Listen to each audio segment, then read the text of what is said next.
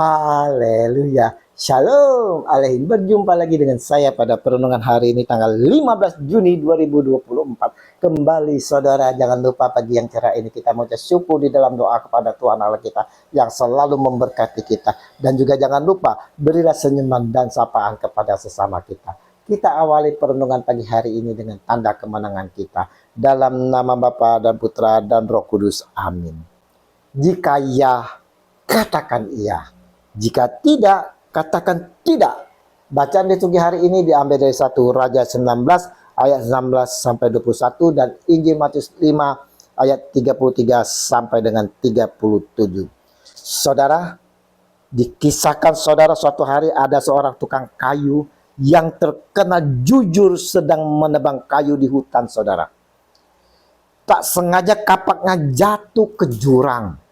Nah, si tukang kayu ini sedih karena itu kapak satu-satunya yang dia miliki. Tak lama datang seorang malaikat dan terjadi percakapan di sini.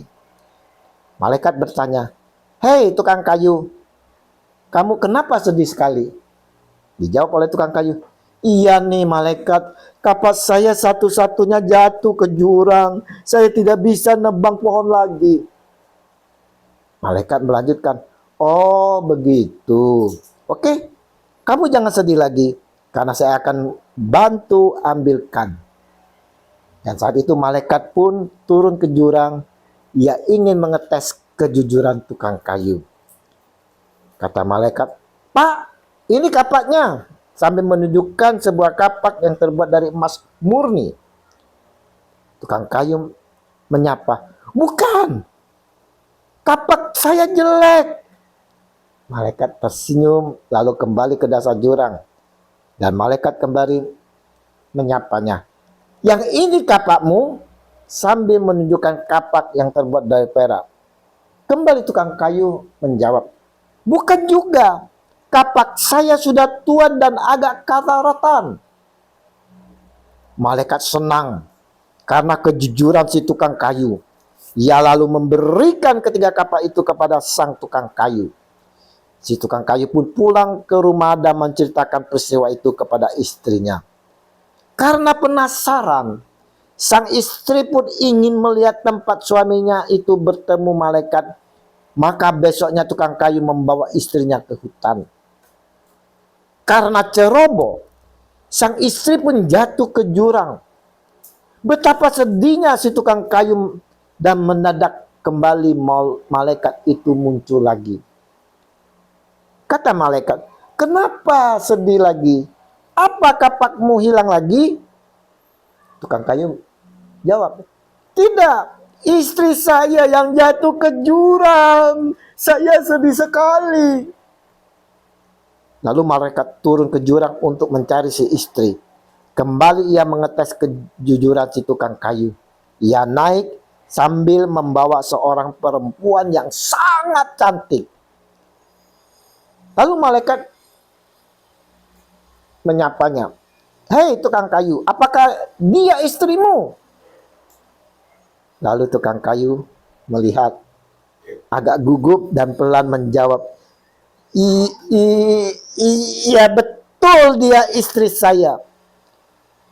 Karena istri tukang kayu berbohong, karena si tukang kayu ini berbohong, maka malaikat sedih.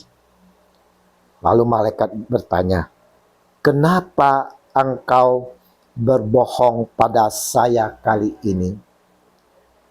Tukang kayu memberi alasan, "Maaf, saya terpaksa berbohong.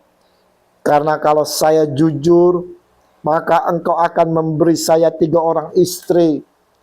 Punya 1 istri saja saya repot, bagaimana saya sanggup memiliki 3 orang istri?" Saudaraku yang terkasih, dari kisah ini saudara mungkin terasa aneh. Sikap berbohong tak dapat dihindari dalam kehidupan kita sehari-hari. Ada kisah lagi saudara, seorang penjual di mana dia mematokkan harga dagangannya seharga 35.000 rupiah saudara. Dan seorang ibu menawarkan barang itu seharga 20.000. Tapi pedagang itu bilang, jauh dari modal, tidak bisa. Modal saya 32.000. Padahal, saudara, modalnya hanya 10.000. Pedagang harus berbohong karena ingin menerima untung yang besar. Dan ada lagi kisah seorang bapak yang sedang dicari-cari rentenir karena belum melunasi hutangnya. Dia berpesan kepada anaknya, kalau ada yang mencari bapak, bilang saja bapak sedang keluar kota. Padahal si bapak ada di kamar, berbohong untuk mencari aman. Nah, saudaraku yang terkasih, Injil hari ini Yesus Kristus menyampaikan pesan kepada kita semua, saudara. Jika ya, hendaklah kamu katakan ya. Jika tidak, hendaklah kamu katakan tidak. Apa yang lebih daripada itu berasal dari si jahat. Matius 5 ayat 37.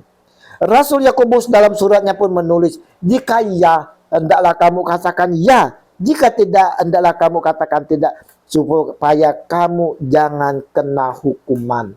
Yakobus 5 ayat 12. Ingat saudara-saudara, selalu ada jerat bagi orang untuk tidak jujur.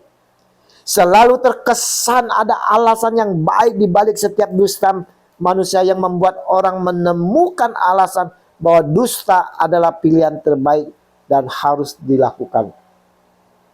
Tukang kayu, lihat perempuan cantik langsung bilang itu istrinya. Dan ketika ketahuan ia berbohong, maka cepat ia membuat dalih. Kita pun demikian, saudara. Kita selalu berdalih, saudara, di saat kita berbohong. Suami atau istri berdusta dengan alasan untuk kebaikan pasangan karena tidak ada pilihan lain, atau supaya keadaan aman, atau karena semua orang melakukannya. Bapak terpaksa memesan anaknya untuk berbohong, untuk mencari aman. Padahal sebagai pengikut Kristus, saudara-saudaraku yang terkasih, menjadi seorang Kristen, kita tidak bisa menginjakkan kaki di dua tempat. Ajaran Kristen tidak membenarkan kebohongan. Ingat itu, saudara, apapun alasannya, kebohongan, dusta adalah tetap kebohongan, dan itu tetap dusta. Itu dosa, saudara. Bahkan demi menutupi dosa, orang seringkali harus bersumpah. Sayangnya sumpah palsu mudah sekali diucapkan tanpa sungkan atau takut kepada Sang Pemilik kehidupan. Ingatlah perkataan Tuhan Yesus dalam Injil hari ini. Tetapi aku berkata kepadamu, janganlah sekali-sekali bersumpah, baik demi langit, karena langit adalah tata Allah, maupun demi bumi, karena bumi adalah tumpuan kakinya, ataupun demi Yerusalem, karena Yerusalem adalah kota raja besar. Janganlah engkau bersumpah demi kepalamu, karena engkau tidak berkuasa memutihkan atau menghitamkan selai rambut pun. Matius 5 ayat 34 sampai dengan 36.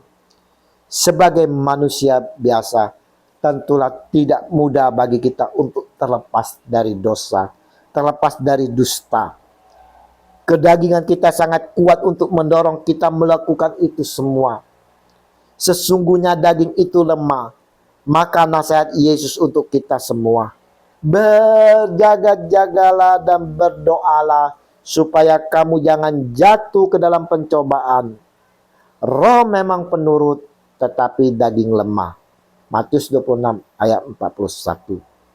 Dalam merenungkan Injil hari ini, saudaraku, kita mau merefleksikan diri kita masing-masing dan mau menjauhi dari hal-hal sumpah, saudara, terutama sumpah palsu.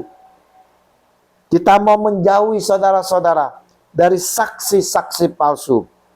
Dan janganlah kita berdusta, janganlah kita berbohong. Namun kita mau katakan, jika iya, hendaklah kamu katakan iya. Jika tidak, hendaklah kamu katakan tidak. Semoga berkat kasih dan bimbingan serta tuntunan Roh Kudus, kita dimampukan untuk hidup dalam kebenaran dengan tidak mudah mengucapkan sumpah dan tidak berdusta. Amin. Dalam nama Bapa dan Putra dan Roh Kudus. Amin. Shalom Alehim.